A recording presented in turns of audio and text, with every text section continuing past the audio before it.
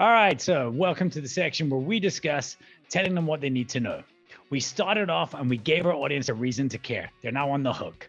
Then we gave them a reason to believe. They trust us for that thing they're on the hook for.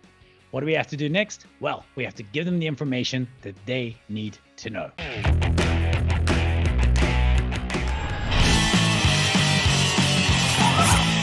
So, what does that look like?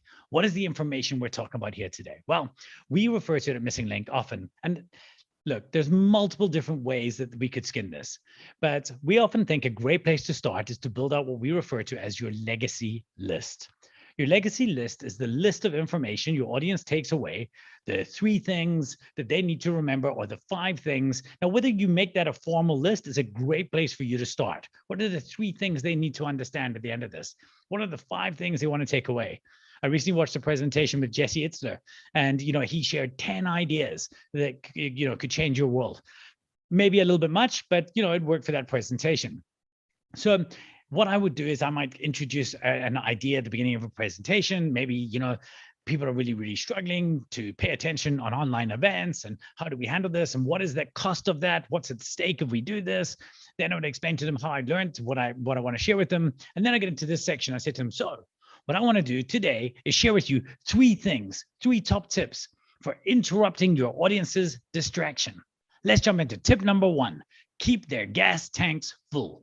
We've already spoken about that.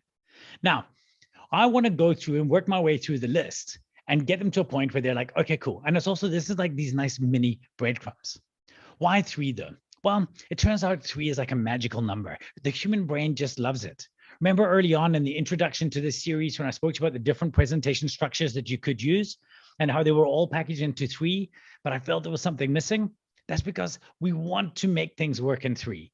Now, again, if you have 4 things you have to tell somebody, in our case, an action framework, then by all means do it. But it's a great place to start. If you want to read about this, just start doing some research into what Aristotle came up with in his book on rhetoric called Rhetoric, on Rhetoric, right? If you can start understanding the way that he thought about it and just get a good sense of how Aristotle saw the art of persuasion, you'll see how often this number 3 shows up. Look, rhetoric is not that accessible. I would suggest if you want a slightly easier entry point for that, you check out Jay Heinrich's book, Thank You for Arguing.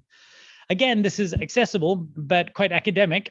I will say that the Blinkist shortened version of this book is phenomenal, and everybody should find time to listen to it. So maybe I will put a link to that below so that you can definitely check that out. But I want to address a different book here. Because remember earlier on, we said to you that you write a good talk before you design it, before you deliver it. Well, it's this art of writing that we're referring to. So why not look at a book on writing tools by Roy Peter Clark to find the information on this? Now, he addresses this idea of 3 really, really beautifully. And I love the way he positions it. His theory is basically that if you have 1 point, then you're making a power statement. Boom, this is my power statement. That's it. There's a time for that. If you have 2 points, and again, certain presentations, this may very well be the case, you're making a comparison. So on one hand, we have this, go with the company who offers the most creative approach. And the other hand, go to the company that offers the most strategic approach. Here are the pros and cons of both of those. Tends to be 2 points, tend to be weighed up against each other. But when we have 3 points, we have completeness. Then we feel like we've got the full picture. When they say about like there are 2 sides to every argument, your side, and the truth, or 3 sides to every argument, that's kind of the completeness that I'm talking about here. The idea that everything comes together. And we see this in speeches. We've seen this in speeches throughout time. Julius Caesar's Veni Vidi Vici, Abraham Lincoln's A Government of the People, by the people, for the people. And of course, Winston Churchill's Blood, Sweat, and Tears. And actually, it's interesting because he actually said blood, toil, tears, and sweat. But we want to package it into 3 because it's a much nice, neater bundle. So we went with blood, sweat, and tears.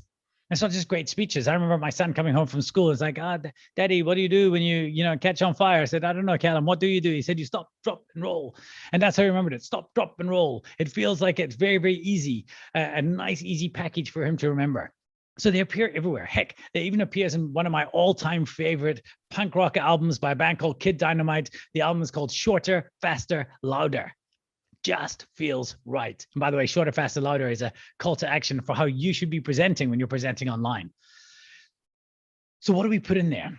Well, this is a kind of unexhaustive list. I can't really tell you what you're going to include there because it's so dependent on the presentation you're doing.